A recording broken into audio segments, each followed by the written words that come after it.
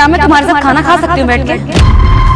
મિત્રો માલકીનની આવી વાત સાંભળીને તો આ સફાઈ કર્મચારી ચોંકી જાય છે અને કહેવા લાગે છે કે તમે આવડા મોટા માલકીન અને તમે મારી સાથે જમશો? ત્યારે તેની માલકીન કહેવા લાગે છે હા કેમ નહીં એમ કહીને તે જમીન પર બેસવા લાગે. ત્યારે આ સફાઈ કામદાર તેને અટકાવતા કહેવા લાગે છે મેડમ તમે મારી સાથે ના બેસો, કોઈ જોશે તો શું વિચારશે, તમારી શું વેલ્યુ રહેશે અને મારા જમવામાં તો શું હોય બસ કઢીને રોટલી. ત્યારે આ ઓફિસની માલકીન કહેવા લાગે છે તું કેમ ઊંચ નીચનો ભેદભાવ કરે છે, હું તારા ઓફિસની માલકીન છું, તું મારા ઓફિસની બહાર કચરો સાફ કરે છે તો શું હું તારી સાથે ક્યારે જમી ના શકું? હા હું ઓફિસની માલકીન છું એનો મતલબ એ નથી કે હું આ બધા ભેદભાવમાં માનું, જો હું જેવું કરીશ તો આગળ લોકો શું કરશે? મેડમની આવી વાત સાંભળીને તો સફાઈ કર્મચારી રાજી થઈ જાય છે ને મેડમની સાથે પ્રેમથી તેને જમાડે. પરંતુ થોડી જ વારમાં મેડમનો સેક્રેટરી ત્યાં આવી જાય છે ને આ દ્રશ્ય જોઈને તો તે ચોંકી જાય છે ને મેડમને કહેવા લાગે છે અરે મેડમ આ કચરાવાળા સાથે જમવા બેસીને તમારી વેલ્યુ કેમ ડાઉન કરો છો? આ એક કચરાવાળાના હાથ કેટલા ખરાબ હોય ને એના હાથે બનાવેલું જમવાનું એ તમે જમો છો? મને કીધું હોત તો હું હોટેલમાંથી ઓર્ડર કરી. આવી વાત સાંભળીને તો મેડમને ખૂબ જ ગુસ્સો આવી જાય છે ને કહેવા લાગે છે તને આવું બોલતા જરાય શરમ નથી આવતી? તું એક મોટો માણસ છે એનો મતલબ એ નથી કે એક નાના માણસની વેલ્યુ ડાઉન કરે. તું જે હોટલમાંથી ખાય છે એ બધા કેવા હાથે બનાવે છે એ તને ખબર છે? કોઈ પણ માણસ વિશે ખરાબ વાત કરતા પહેલા 100 વખત વિચારજે, નહીં તો તને નોકરીમાંથી કાઢી મૂકીશ, એમ કરીને પેલા કર્મચારીને ધમકી આપે. અસલમાં મિત્રો આ ઓફિસની માલકીનનો આ કચરાવાળા સાથે જમવા બેસવાનું કારણ શું હોય છે એ જોતા પહેલા તમે રામાધણીનું નામ લઈને વિડીયોને લાઈક કરી ચેનલને સબસ્ક્રાઇબ કરવાનું બિલકુલ ભૂલતા. આ માલકીને કચરાવાળાને આટલું બધું માન આપ્યું હોવાથી કચરાવાળો રાજી થઈ જાય છે ને મેડમને કહેવા લાગે છે મેડમ આજે તમે મને બહુ જ માન આપ્યું છે, આજ સુધીમાં આટલી બધી વેલ્યુ મારી કોઈએ નથી કરી, બધા જ મારી સાથે બદતમીજીથી વાત કરે છે. અસલમાં મિત્રો મેડમના કામદારે જ સવારે કચરાવાળા સાથે બદતમીજીથી વાત કરી હોય છે. આવું દ્રશ્ય મેડમથી જોવાતું નથી, તેના લીધે તેના કામદારને કરાવવા માટે મેડમ આ કચરાવાળા સાથે જમે છે અને તેને વેલ્યુ આપે. તેના લીધે તેનો કોઈ કર્મચારી આવી રીતે તેની બદતમીજી ના કરી. પછી મિત્રો મેડમ કહેવા લાગે છે હવે તને સમજાણું ને કે મેં તારી સાથે કેમ જમ્યું, હવેથી તારી બદતમીજી કોઈ નહીં કરે અને જો કરે મને ફરિયાદ કર, એમ કહીને આ સફાઈ કામદારને રાજી કરી દે.